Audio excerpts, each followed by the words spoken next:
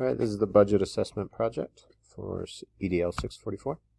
At the district level, the people that I dealt with mainly for the requisition process that I was involved with was Dr. Gaborik and Andrew Gra, who's the Chief Operations Officer for the district. Funding from the district is allocated between two campuses. It's split between two campuses.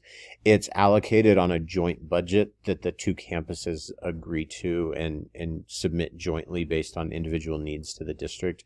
And then it's allocated to them from the district. Each campus receives funding based on a joint budget proposal from the previous year. Changes in non-discretionary funding allocated by the district must be voted on and approved by the Charter's Academic Policy Committee, which is the governing board that joins the two individual campuses. It's the joint board of them both. An example of this was the recent lease renewal that we just finalized for our North Pole campus. Since the terms of the lease changed and the amounts changed, the final lease agreement had to be approved by the APC and then approved by the district as well. Discretionary spending is typically low. Discretionary funding is typically low in the budget and specifically allocated on a case-by-case basis. We don't operate any clubs, sports, or extracurricular activities or programs at our school, so there's no money set aside for those. So we have hosted speakers, job fairs, career fairs, college fairs, things like that, staff development or staff professional development at our school. So that comes out of our discretionary funding. But like I said, it's not allocated for anything really specific. It's kind of on a case-by-case basis. We also have additional funding that comes from a grant program that we got this year from Safeway, which is for physical education enrichment, and then a school improvement plan, which gave us additional funding to focus on increasing our graduation rate and our attendance rate. So those are specifically allocated funds, but they don't, when we got them, we didn't have to get them approved by the APC or anything. The school budget, like I said, it's a joint budget that's proposed, written by each campus and then jointly proposed to the district or submitted to the district, I should say. And these are the people and positions responsible for running the individual campus ledgers throughout the year and then finalizing the budget review and budget requests for the following year for submission to the district. And it's the head teacher at each campus, the North Pole campus and the CEC campus, and then the administrative secretaries at each campus as well. This coming school year, the district increased due to a budget requisition that we actually submitted last year because we knew that our numbers were going to be low this year. We submitted a budget requisition for the coming year to increase our funding. It was ultimately approved, but it included dissolving the charter and becoming a program before they would approve it. But that with that requisition approval, this is what we got. We got 0.6 increase of 0.6 funding for custodial services, 0.3 to each campus, 0.5 increase in nursing services, all at the North Pole campus, and then 0.3 increase for counseling services, which will increase the position at North Pole to 0.5. Our counselor was currently just 1 day a week. This is the policy for submitting requisition forms for in-building.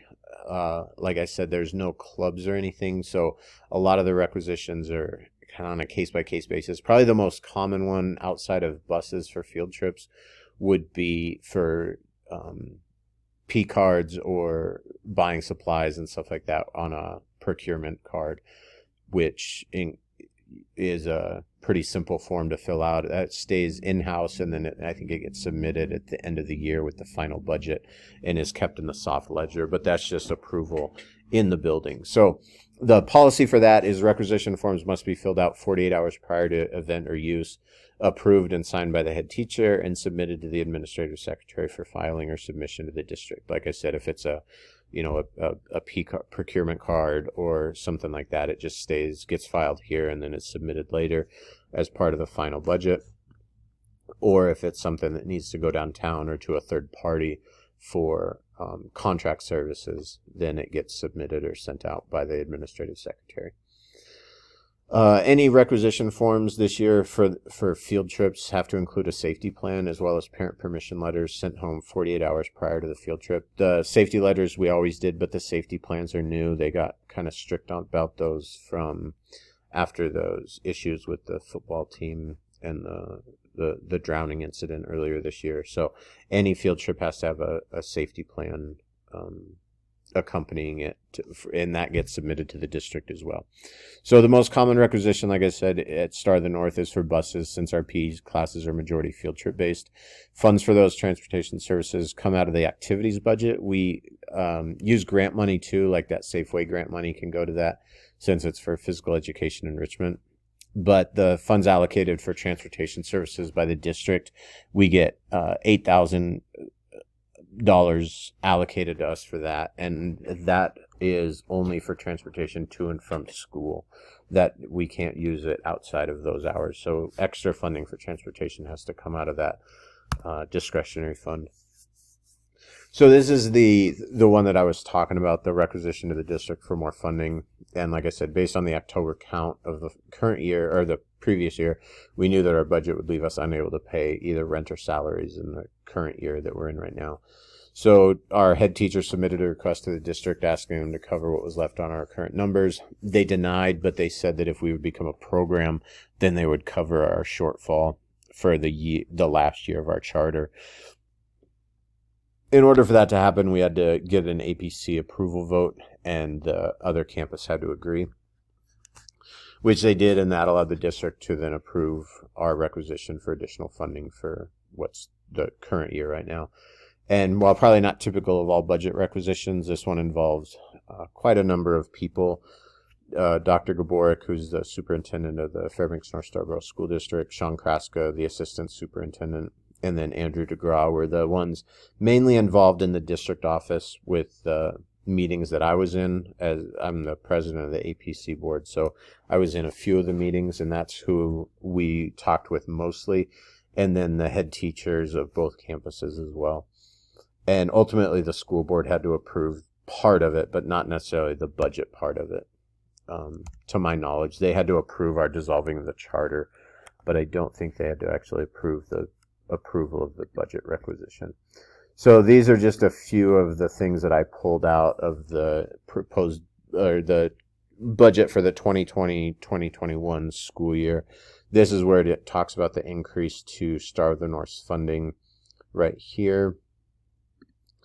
This was the FTE submitted by our head teacher for staff needs for the coming school year. This is the budget that was given or approved for Star of the North from the district, so you can see where the different funds are going. Obviously, mainly a lot of it goes to is tied up in the salary and benefits section. This is the overall, this is the combined campuses here. So it's not broken down. This next one's broken down between the two campuses. Like I said, this equity pretty much exists except for in the facilities, transportation, or facilities and rentals part. That's where we outshine our sister campus a little bit. Their rent is significantly lower than ours, and they don't pay as much in utilities because they're in the city. So everything else is fairly equal, except the other one is the SPED. Special education is tilted in we take a lot more of that funding as well. But that is the breakdown of